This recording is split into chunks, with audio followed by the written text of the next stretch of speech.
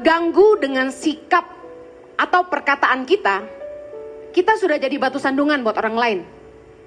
Ketika perkataan kita atau tingkah laku kita mengganggu orang, itu kita sudah jadi batu sandungan. Saya setuju ada orang yang bilang gini bahwa hidup kita nggak butuh pengakuan orang lain. Kita nggak bisa menyenangkan semua orang. Betul, saya setuju. Tapi jangan jadikan itu alasan untuk kita tidak mau berubah. Kalau kita tahu bahwa hidup kita jadi batu sandungan, mungkin kita perlu introspeksi diri dan berdoa supaya Tuhan menolong kita jadi pribadi yang lebih baik. Amin. 1 Timotius 4 ayat yang ke-12. Mari kita baca sama-sama. Jangan seorang pun menganggap engkau rendah karena engkau muda. Jadilah teladan bagi orang-orang percaya dalam perkataanmu, dalam tingkah lakumu, dalam kasihmu, dalam kesetiaanmu, dan dalam kesucianmu. Penting sekali untuk kita bisa jadi berkat buat orang lain, supaya Yesus dipermuliakan dalam hidup kita. Kita mesti belajar punya attitude yang baik, dan bahkan lebih dari itu, kita harus jadi teladan dalam perilaku kita. Katakan amin.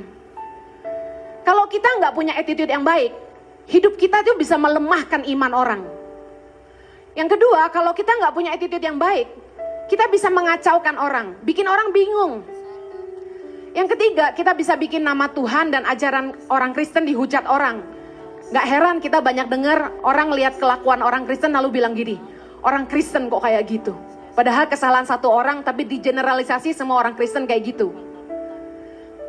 3 prinsip hidup saya dari dulu. Yang pertama, saya pegang prinsip saya gak boleh jadi beban buat siapapun. Hidup saya gak boleh jadi benalu, saya gak mau jadi beban. Yang kedua, saya gak boleh aji mumpung. Yang ketiga, saya gak boleh berhutang.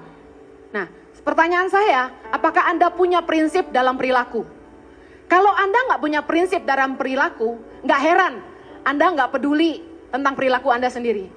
Tapi dengan punya prinsip hidup, kita jadi menjaga tingkah laku kita. Karena prinsip kita dalam hidup akan menentukan perilaku kita dalam hidup. Yang setuju katakan amin. Beberapa attitude yang jadi batu sandungan. Mari refleksi ya. Saya tidak menghakimi siapapun, tapi mari belajar sama-sama. Yang pertama, kemalasan.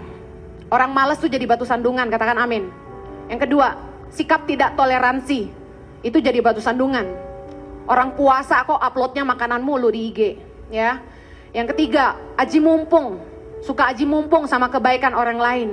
Yang keempat, tidak menghormati orang lain. Nggak respect sama orang. Yang kelima, emosional, pemarah, nggak bisa kontrol diri. Keenam, kebiasaan berhutang, tukang ngutang. Ketujuh, keegoisan, selfish, apa-apa buat diri sendiri, apa-apa buat diri sendiri. Nah, sikap tingkah laku ini, attitude ini, seringkali jadi batu sandungan buat orang lain. Mari saya mau bahas hanya 4 hal pagi hari ini. Yang pertama saya mau bahas tentang kemalasan. Dalam 1 Timotius 5 ayat yang ke-13 kita baca sama-sama. Lagi pula dengan keluar masuk rumah orang, mereka membiasakan diri bermalas-malas. Dan bukan hanya bermalas-malas saja, tetapi juga meleter dan mencampuri soal orang lain dan mengatakan hal-hal yang tidak pantas. Kerjaan pemalas itu cuma tiap hari ngurusin urusan orang.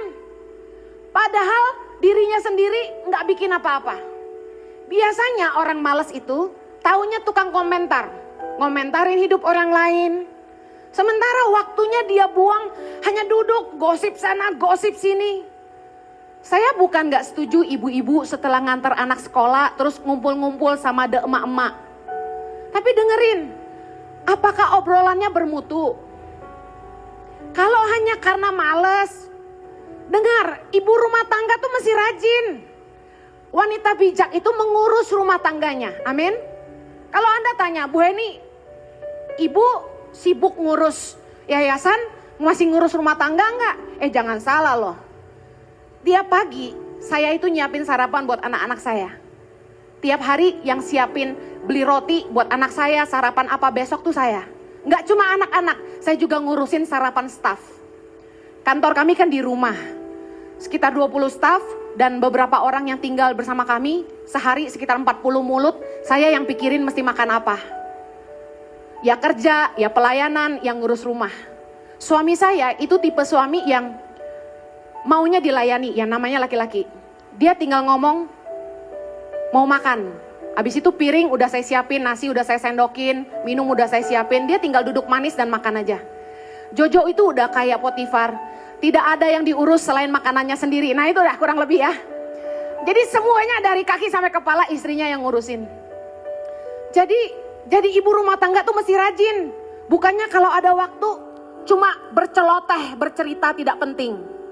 Urus keluarga kita, amin. Jangan shopping dan holiday aja. Kenapa jadi ngomong gini saya nggak tahu. Dengerin banyak orang Kristen itu jadi batu sandungan karena gini. Karena kita ngomongnya di gereja, kita nyebutnya orang Kristen ya, di luar mah banyak ya.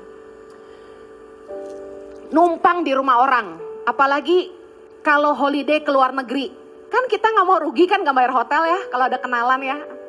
Kita tinggal di rumah orang. Pertanyaan saya, udah numpang gratis, pakai listrik tahu diri nggak? Kan nggak nitip duit buat bayar tagihan listrik sama air. Mandi kira-kira nggak? Udah nggak ikut masak, waktu makan bantu cuci piring nggak? Bantu bersih-bersih nggak? Saya tuh belajar banget, hidup tuh nggak boleh jadi beban.